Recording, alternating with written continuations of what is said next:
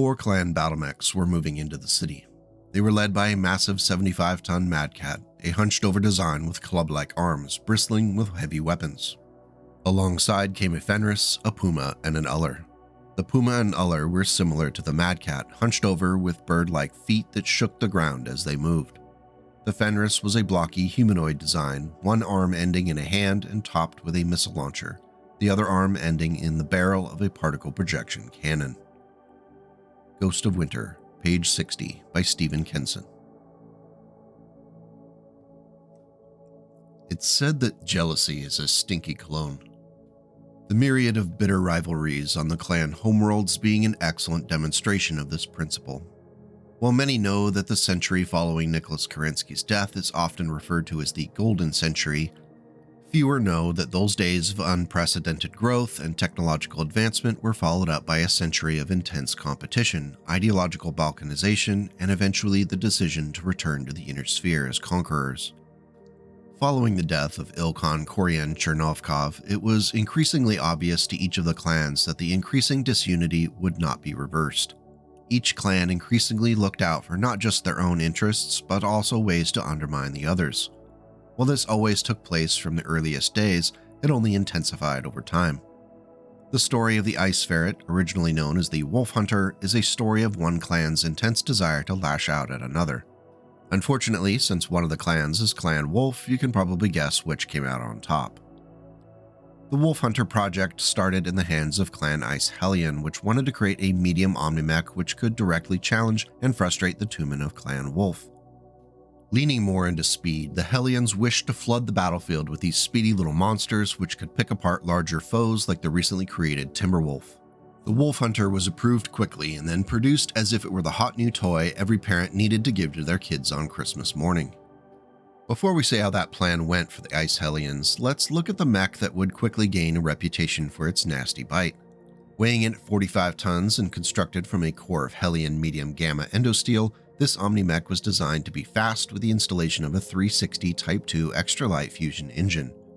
It was a big investment as its 16.5 tons of mass was nearly 37% of the total mass of the Omni-Mech. Fans of the design tap the sign that reads max speed 129 km per hour as reason enough to embrace it. We'll see how it's paid for elsewhere, as opportunity cost spares no one. With no built-in jump jets, the Wolf Hunter had a standard movement profile of 812-0. This was more than enough to keep up with light mechs and run circles around the heavier ones. 12 double heat sinks were built into the design along with 7.5 tons of MAC level 5 ferrofibrous armor. This was just a half-ton more than the 40-ton Viper carried and matched the 7.5 tons that the Grendel would carry when it hit the scene in the 3050s. With 7 tons dedicated to the superfluous items like gyro and cockpit, that left just 9.5 tons of mass for pod equipment and weaponry. The limited pod space was how the bill from the larger engine was paid. The closest comparison is the Grendel, which had 13.5 tons of pod space, not counting its integrated jump jets. The 5.5 tons of mass from the more powerful engine had to come from somewhere. So what we're left with here was a speedy 45-ton Omni-Mech with 9.5 tons of mass that could be applied across 29 open critical locations. All but one were found in the arms and side torsos. Dimitri's Ice Ferret had drifted to the left side of the formation. Its autocannon missed the targeted Burke, and the flight of LRMs she launched went dead in, but exploded in the dirt. Only the medium laser from the Ice Ferret's chest actually struck the target, doing no more than cause some armor to ooze away. Lost Destiny, Blood of Kerensky, Volume 3, page 259 and 260, by Michael A. Stackpole. Following its introduction into the clan Ice Hellion Tumen, reports from trials were positive. It seemed that the Wolf Hunter was living up to its name by harassing Clan Wolf mechs and then falling back before their larger foes could bring their power to bear.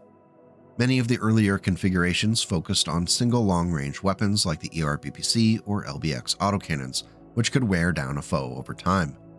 For the most part, it was working, and out of sheer frustration, Clan Wolf began to desperately seek out trials with the Hellions to claim the mech as a sola. Just like that, the Ice Hellion's secret weapon to punish Clan Wolf became a magnet for even more conflict. It was reported that over the course of 5 years, 80% of the Wolf Hunters produced had been taken by Clan Wolf. Their troubles compounded when the Wolves showed up to demand a trial for the production facility on Tranquil. After their victory, Clan Wolf renamed the mech the Ice Ferret. This wasn't out of respect for the Hellions, but as an added insult, since the Ice Ferret was the only predator of Clan Ice Hellion's namesake animal. Everyone loves a sore winner. Now in the hands of Clan Wolf, the Ice Ferret became an extremely popular medium mech within their Tumen. Initially, the other clans were hesitant to use the Ice Ferret due to the unseemly way it was obtained by the Wolves, but eventually the Omnimech was adopted widely. The other surviving mech was an Ice Ferret, though the word surviving was questionable in this case. One of its arms was no longer operational. The extended range PPC barrel was so twisted that it would never again be more than scrap metal. The short-range missile launcher in the other arm looked functional, but the ammunition had exploded, shredding the armor from the inside out in a blossom-like pattern. Laser scars ran from the mech's chest to the cockpit. Trailing vines from its trek in the forest, the Ferret's cockpit glass had been blasted out, yet somehow the pilot had managed to survive. Roar of Honor, page 157 through 158, by Blaine Lee Pardoe. The primary configuration for the Ice Ferret relied upon the power and range of its left arm-mounted ER-PPC. The configuration leaned into its hunter role with the addition of an active probe in the center torso. If forced to close in on a target, a Streak SRM-2 placed into the right arm along with its 1 ton of ammunition could add a modest punch. Finally, an emotional support ER small laser was included in the left arm. While entirely functional and useful, the prime configuration would be quite terrifying if running in packs.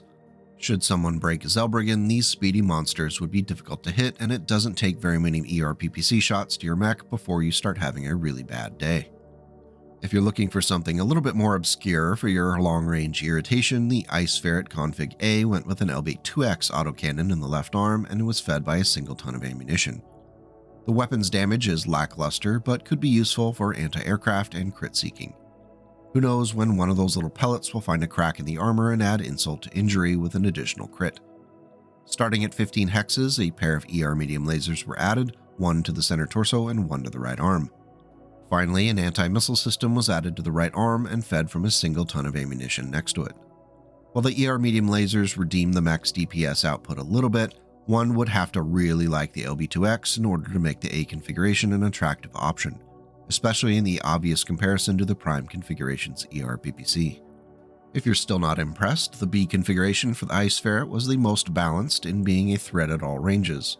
The left arm-mounted ER large laser was the primary damage dealer at range, but once the Ice Ferret could close in on a target, it could bring its SRM-4 and SRM-6 launchers to bear, firing up to 20 damage worth of missiles. At extremely close range, a center torso-mounted small pulse laser added 3 additional damage with its accuracy boost. The B configuration woke up and decided to be everyone's problem, and it can be that problem consistently thanks to an ability to alpha strike while on the run and still end up heat neutral. How often can you say that with an ER large laser in play? Still not on board? How about a fire support configuration? The Config C Ice Ferret was given 3 LRM-5s aided by Artemis IV fire control systems to improve their accuracy. Even with the center torso-mounted ER small laser, this configuration struggles to justify its existence. The Baboon, a 20-ton battle mech first produced in 2871, carried 3 LRM-5s on its own, albeit without those Artemis systems. Going just by battle value, you could almost get 2 Baboons for the price of an Ice Ferret C. Let's just call this one a meh and move on. The last of the original official configurations was the Ice Ferret D, and personally, between the Prime and the D, I think these are the closest to living up to their names. The Ice Ferret D carried 4 medium pulse lasers, 2 in the right arm, 1 in the center torso, and 1 in the left arm. Able to fire out to 12 hexes with that -2 bonus to accuracy, this Ice Ferret could chew up light and medium mechs with ease. The only other item added was an anti-missile system in the left arm, which could buy it a little bit more time on the battlefield. The Ice Ferret D config is a nasty machine. The possible 28 damage from the 4 lasers will add up quickly thanks to the accuracy boost, and the 24 double heat sinks can easily handle it while on the run. If this configuration has any downsides, it's that it doesn't take advantage of the heat sinks. Still, it's just 2.5 heat sinks not needed. If you're not a fan of any of these 5 introductory configurations, then you're going to have to wait a while, as there wouldn't be a new one until the 3050s. Ragnar's Fenris fired all 4 of its pulse lasers at the Shadowcat. The streaming scarlet energy bolts gobbled up the whole of the mech's left arm, disintegrating the mech's other large laser. More laser fire melted armor on the mech's left breast and leg, and then the final laser's fury spent itself denuding the Shadowcat's right flank of armor. Grave Covenant, page 253 by Michael A. Stackpole. As the clans descended upon the Inner Sphere, the Ice Ferret could be found among the tumens of all of the invading clans, though most commonly seen among Clan Wolf, no Inner Sphere Mechwarrior was entirely safe. Kind of like how the probability of being smothered by thousands of frogs at any given moment is low, but never zero. The earliest encounters against the Inner Sphere generated the typical misidentifications in the ABRF systems of the Defender's scanners. The most typical mis-IDs included the Ost Scout, Panther, Assassin, Hermes, Phoenix Hawk, Sentinel, and Vulcan. It did eventually pick up yet another name, Fenris, which was a reference to the gigantic wolf of Norse mythology, which was supposed to play an important role in bringing about the collapse of civilization and the end of the world with Ragnarok. So I suppose it's got that going for it too. All 4 of the original variants were spotted during the Tukayyid trial against Comstar, and production within the Inner Sphere was eventually set up by the Wolves on Ark Royal. Speaking of Wolves, which is of course my favorite topic, the first post-invasion official configuration has been attributed to the Wolves in Exile with the Ice Ferret E. This configuration relied upon a hefty Advanced Tactical Missile 9 launcher in the left arm, fed by 3 tons of ammunition, also in the same limb. As fans of the ATM know well by now, the ability to swap out ammunition types on the fly provides the battlemech equipped with the launcher great flexibility on the battlefield. The modest 9 damage at long range is at least something, but the possible 27 missile damage at close range is wild. Backing up the missile launcher were an ER medium laser and an ER small laser, both placed into the right arm. Heat isn't an issue for the E configuration, but ammunition might be, depending upon the mission loadout and what ammunition is carried. Overall, it's a solid configuration if you're a fan of those ATM launchers. Of course, we can't have an ATM configuration for an Omnimech without a heavy laser version as well. Thankfully, the Ice Ferret H, reportedly Con Ward's favorite, fills that need but doesn't overdo it with a large heavy laser, which I appreciate. Instead, it sticks with an ER large laser in the left arm as the primary damage dealer at long and mid range. Starting at 9 hexes, a pair of medium heavy lasers in the right arm add their 10 damage apiece at +1 to hit accuracy penalty, and with a generated 7 heat. Finally, an SRM-6 and its 1 ton of ammunition were placed into the left arm.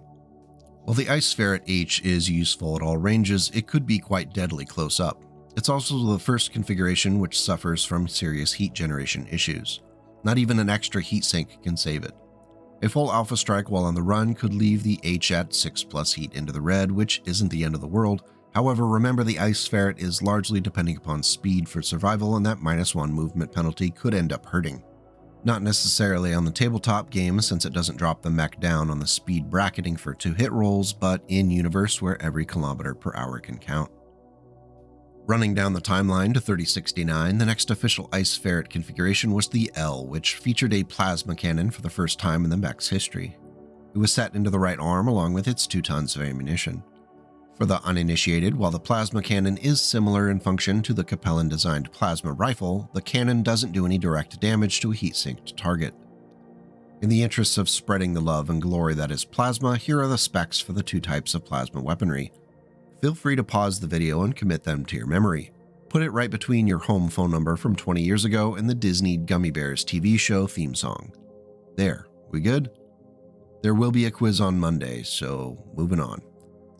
The Ice Ferret L was clearly intended to be run as an anti-infantry and battle armor unit. In addition to the plasma cannon, 3 anti-personnel Gauss rifles were placed into the left arm along with 2 tons of their ammunition. The Gauss rifles and the plasma cannon were both aided by a targeting computer in the center torso. Configuration L is a good example of a very niche build that could excel in its very specific purpose but would struggle everywhere else. I do want to see it in action though. Woe to the infantryman who runs into this bugger. The Fenris and the Panther were closing in on Clancy's Peregrine. Clambering up the mountain slope to reach it, Clancy was taking advantage of the situation to fire down on them with her lasers, doing some additional damage to both mechs, but not enough to stop them. She readied her mech for another jump, but before she could take off, the Fenris reached her and struck out with its right fist. Ghost of Winter, page 160 through 161, by Stephen Kenson. Leaping forward to 3084, the Ice Ferret F configuration adopted a full sniper role with the addition of 2 ER large lasers split between the arms. The Watchdog CEWS package offered cutting-edge electronic warfare measures and countermeasures. And that's it for the build, and strangely enough, it really works. Firing 2 ER large lasers while on the run yielded only 2+ heat into the red. This is one of those rare situations where I think adding that second ER large laser to a build really works. Giving the Ice Ferret that long-range 1-2 punch makes the F configuration very strong as a speedy long-range harassing unit. The 3088 Ice Ferret Configuration G was another scouting build. It reflected a more balanced design that could still be dangerous to other medium and light mechs it might encounter while being out and about. Starting with items that caused the largest explosions, 2 SRM-4 racks were split between the arms and fed from a single ton of ammunition in the right torso. They were backed up at close range by 2 ER small pulse lasers. 4 AP Gauss rifles were split, 2 in each arm, and finally, to help the Ice Ferret self-actualize as the bringer of death and destruction, a light tag was added to the center torso. Heat isn't an issue, nor is ammunition. The Ice Ferret G just works as a scout, and sometimes that's enough. Razzle-dazzle is not always required. When the Ice Ferret I configuration debuted in 3099, it featured a first-time use for a couple of pieces of gear, including inner sphere tech. The Eye's primary weapons were a pair of SRM-6 launchers split between the arms and fed by 2 tons of ammunition stored in the left torso. An ER small laser was also added to the center torso to provide some warmth on cold nights. The first of the new gear was a Bloodhound active probe, which helped counter the countermeasures offered by ECM. The last new items were a pair of M-pods, which were split between the arms. For the uninitiated, M-pods are the hefty version of the anti-personnel A-pods that are sometimes found on mechs that expect to have to deal with infantry and battle armor. The M-pods offer basically a single scattershot blast which does the damage equivalent of an LB-5X autocannon at 1 hex range. It can technically reach out to 3 hexes, but the damage falls off by a third with each additional hex away from the source of the blast. Each M-pod weighs 1 ton and takes up 1 critical location. Personally, I think I prefer the classic machine guns with a half ton of ammunition, but to each his or her own. With our last 3 official configurations, we're well into the 32nd century. In 3120, the Ice Ferret J proposed a death by light show with 10 ER small lasers split evenly between the arms, each aided by a center torso targeting computer. Additionally, 2 heavy machine guns were added which shared a single ton of ammunition in the left torso. The damage output for the J is an impressive 56, but with the asterisk that the Ferret needs to be incredibly close to the target in order to dish out that damage. Thankfully, a supercharger was added to the J to make that trip to close range easier. This could temporarily push the movement profile to 816, which would make crossing most map sheets a very easy chore. The J configuration is one of those mechs that would be wild to play in a simulation, but actually rolling all those 2 hit rolls for the ER small lasers would be a bit of a chore unless you have a dice box built. I like the J, but probably wouldn't use it in a friendly game. I hope that makes sense. The next to last official configuration was introduced in 3135. By this point in the timeline, ownership of the means of production have changed drastically. The sole source of new ice ferrets in the clan homeworlds was obliterated early on in the Wars of Reaving, and the Viper was such an easy replacement that no effort was made to rebuild the line. Within the Inner Sphere, the clan Jade Falcon assault on Ark Royal pushed the Wolves in Exile and Kellhounds off their homeworld and away from new ice ferret production. As the Falcons advanced, the defenders within the Ice Ferret factory were pulling key equipment and sending it back to dropships so that it wouldn't fall into Malvina's grip. It's worth noting that during the fight for Ark Royal, the available Ice Ferrets were put into action trying to hold the line against the Falcon Horde. One Wolf in Exile warrior, a Star Captain Kaylee, earned note in the historical records with her ferocious hunting of Jade Falcon scout mechs in her Ice Ferret. Though the Jade Falcons would win out on Ark Royal, the Wolves and Kellhounds would make them pay for every inch of ground. The Kellhounds retreated knowing they would return someday to liberate the planet. The K configuration reflected a return to a more general purpose form for the Ice Ferret. The large pulse laser in the left arm will always ruin someone's day, and it was quickly backed up by a pair of ER medium lasers in the right arm. An emotional support ER small laser was added to the left arm, and for the first time, a laser anti-missile system was placed into the center torso. This is one of those items that would have been useful considerably earlier in the timeline, as the ice ferrets tended to run cool across the configurations. It's nice to finally show up. Remember, it doesn't matter when you get here, just what time. If you get that reference, we can be friends. The K configuration is good to go at all ranges, provides consistent damage output, and doesn't have any heat concerns unless alpha striking while the LAMS fires. Even then, it would be manageable. How many times are you using the ER small laser in a fight anyway? The last of the official configurations showed up in 3142, and it was designated the T configuration. The T stands for extra testosterone thanks to a large improved heavy laser in the left arm, which can hit for 16 damage per shot out to 15 hexes without the accuracy disadvantage of the traditional heavy lasers. It'll still explode like a Gauss rifle if critically hit though, so good thing it's in the left arm. The ER medium laser, also in the left arm, bears the same range bracketing as the heavy laser, and it can add its 7 damage to the fray pretty easily. At short range, an SRM-2 launcher in the right arm offers a modest punch, though I'd be tempted to load it with Inferno rounds just to make things more interesting. The active probe makes a return to the center torso to help it hunt down those Operation Sneaky Sneak light mechs, and the supercharger in the right torso makes that chasing a little bit easier with a temporary boost to 816 movement. Now before we go, you know what we need? That's right, a 4-hour-long lecture on why Clan Wolf is the worst. Oh, no wait. We need a totally unofficial and non-canon mech frog configuration. For our Ice Ferret 1MF, I wanted to create a useful short-range scout and hunter of all things light and squishy. Its primary weapons were a pair of medium pulse lasers installed into the left arm, which are going to do the bulk of the work. Closer in, an emotional support small pulse laser sits in the left torso, and it is fabulous. For all things infantry and close-range conflict resolution, 5 machine guns were added to the right arm along with a half-ton of ammunition. That would be 20 volleys with all 5 for those of you like me who can't do math without a calculator. For equipment, I went all out with a targeting computer in the right torso, a laser anti-missile system in the center torso, and a light active probe. Heat isn't an issue, and hopefully the LAMS will improve the mech's lifespan a bit as it zips across the battlefield. I was tempted to cram on jump jets, but the mech did need to have at least some offensive power. I think the 1MF configuration would be a blast to play. If you'd like to try it out, I've included a PDF record sheet for it in the video notes below. If you have luck with it, let me know. If it's a total disaster, come back and lie to me saying it was amazing. The other mechs in the Clan Star proved equally effective.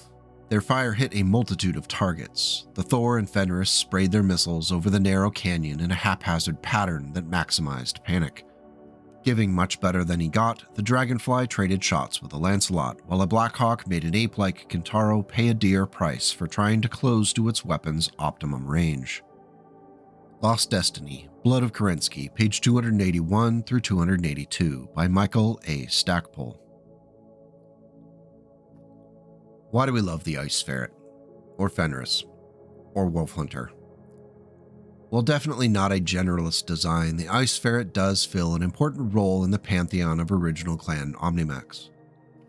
Pushing the opportunity cost curve towards speed at the cost of pod space hurts a bit, but without adding mask or superchargers down the line, there is value in a medium Omnimech that can hunt with lights or chase them down.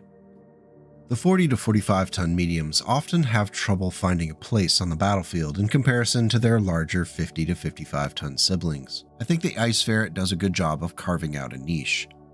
It's interesting that as useful as the design was according to the lore, the Ice Ferret rarely shows up in BattleTech novels. When it does, it's usually as a background entity that the novel's protagonist is facing. A good example of this would be Catherine Steiner Davion's trial to become a warrior for Clan Wolf following her bondsman cord cutting. Wading into her trial with her massive Warhawk Omnimech, Catherine ignored the challenge from a mech warrior named Karen who was piloting an Ice Ferret. Nice power imbalance there, right? According to the more recent source for what happened, Catherine ignored the challenge from Karen and instead alpha struck the cockpit of a Victor 9B, which was supposed to be a later combatant in the trial. As the smoking, now headless Victor crashed to the ground, Catherine signaled her surrender and shut down her Warhawk, having achieved her goal of becoming a warrior. When this story made its way back to the other clans, and this is how it was reported in the Wars of Reaving sourcebook, the story claimed she had targeted the ice ferret instead, making her act seem less dishonorable. I suppose we'll have to go with the more recent source. I'm curious what your thoughts are on the ice ferret. Does it fly under the radar among siblings like the Nova and the Stormcrow? Has it been successful on your table? Is there a variant that you think is the most fun? Let me know in the comments and we'll keep the discussion going. One last shout out for Crow Industries, who is an amazing designer and painter of 3D models. Crow contacted me today and showed off a very cool 3D modeled mech frog you might have seen at the intro to this video. I'm completely blown away by it. I would recommend you check out his link, which I've put in the video notes below. Then come back and watch more mech frog videos so I can pay bills this month. Thank you as always for sticking around this long. If you felt the video was worthy and want to let YouTube know, hitting that like and subscribe button will drastically improve your chances of seeing my nonsense in the future. Going the extra step and directly supporting the channel through Ko-fi or a YouTube membership tosses a few C-bills my way and helps make this experiment in BattleTech content creation continue a little longer. I appreciate it. Please remember to take care of yourself, your loved ones, and go out and make the world a slightly better place today and tomorrow.